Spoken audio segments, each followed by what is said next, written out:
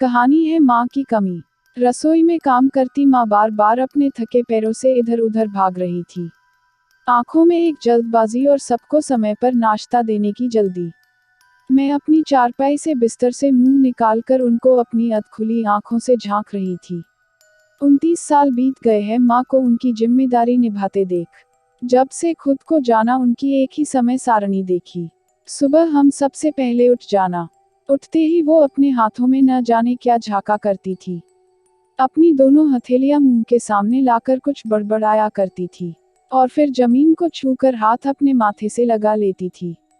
धीरे धीरे हमें उसका मतलब समझ आने लगा जब हमें भी ऐसा करना सिखाया गया।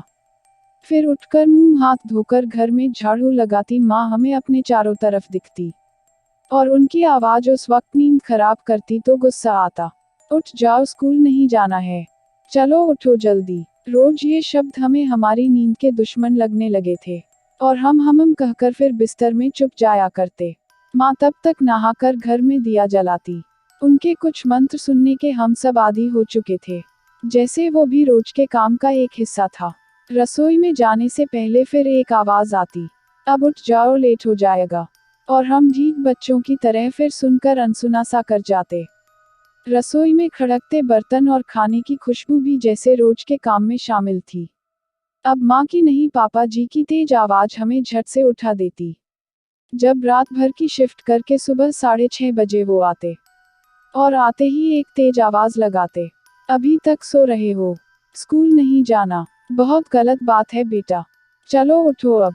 हम भी बिना कुछ कहे पापा जी नमस्ते कहकर उठ खड़े होते। माँ फिर भी अपने काम में लगी रहती। बस पापा को देखकर एक हल्की सी मुस्कान उनके चेहरे पर उभर आती, जैसे ये उनका वेलकम बैक कहने का तरीका था। समय से हमारे टिफिन बांध जाते, नाश्ता थाली में सज जाता और जब स्कूल के लिए कदम रखते हर रोज की तरह फिर वही नपा तुला वाक्य सुनते, सब रख लिया ना बैग में, कुछ छूटा तो नहीं। और हम पीछे मुड़कर कह देते हाँ रख लिया। पूरा दिन निकल जाता। जब वापस आते तो माँ फिर हर रोज की तरह अपनी चारपाई पर अपनी साड़ी से मुंह ढके लेटी मिलती। उनकी थकान का अंदाजा उनके शिथिल पड़े शरीर को देखकर लग जाता। मेरे कदमों की गति खुद धीमे हो जाती और मैं अपने भाई को इशारा करके कहती कि शोर नहीं करना, मम्मी सो रही हैं। हम दबे पांव सारे काम निपटा लेते। हमें पता होता था कि मम्मी तो हमारी आहट से कब की जग गई, मगर हम उनको कभी आवाज ना देते। फिर वो नींद भरी आवाज से कहती, खाना लगा दूं बेटा। उस वक्त बस यही लगता कि वो क्यों उठ गई, सोती रहती। फिर हम स्कूल का काम करते और वो पास बैठकर कुछ ना कुछ बुनती रहती, जैसे उनके पास ना बैठने से हम पढ़ाई नहीं करेंगे। हमारा काम खत्म होता और उनका काम शुरू। पढ़ते पढ़ते जैसे ही 4:30 बजते वो फिर रसोई में जा पहुंचती चाय बनाने। चाय का काम खत्म न होता कि रात का खाना बनाना शुरू। बीच बीच में इधर उधर के काम निपटाती माँ कभी न थकने वाली मशीन लगती। उस बीच कोई पड़ोस की औरत आ जाए तो उसका स्वागत ऐसे करती जैसे बड़ी बेसब्री से उसका इंतजार कर रही हो।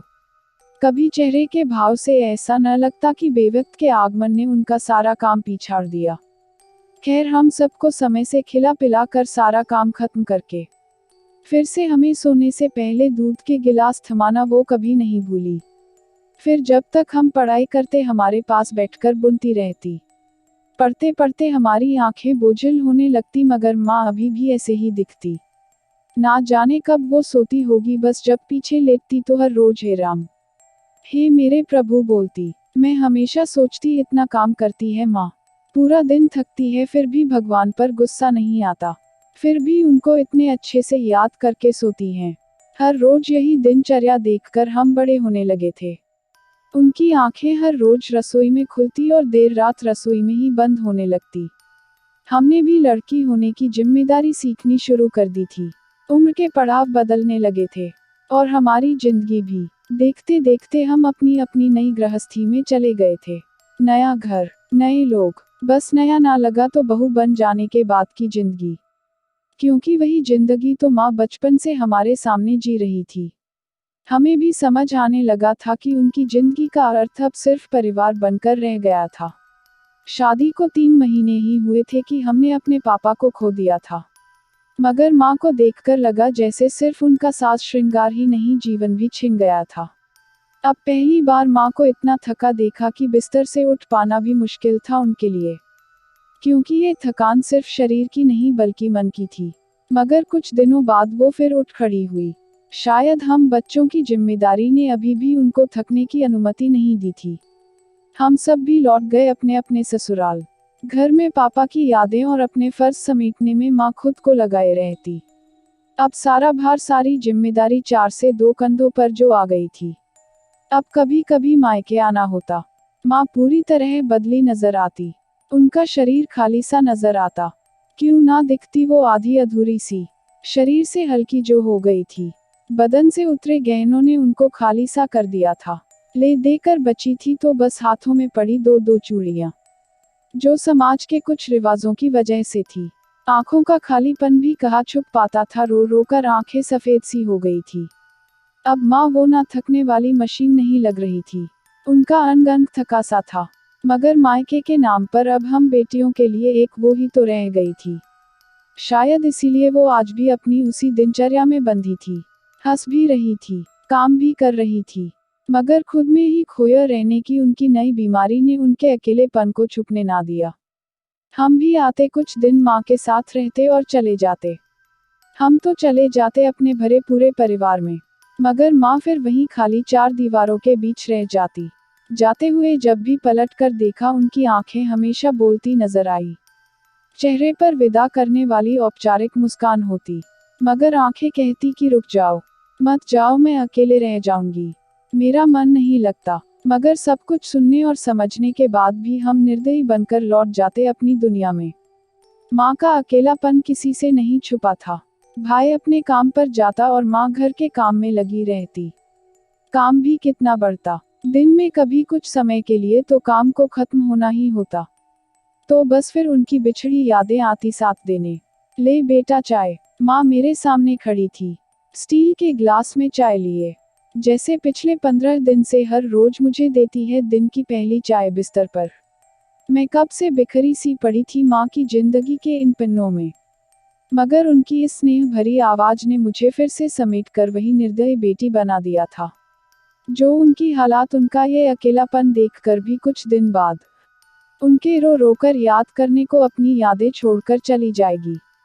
मुझे घृणा हो रही थी खुद से कि क्यों आते हैं हम कुछ दिन के लिए उनकी सारी आदतें बदल देने, क्यों कुछ दिन उनका अकेलापन खत्म करने, जबकि वो उसकी आदी हो चुकी हैं।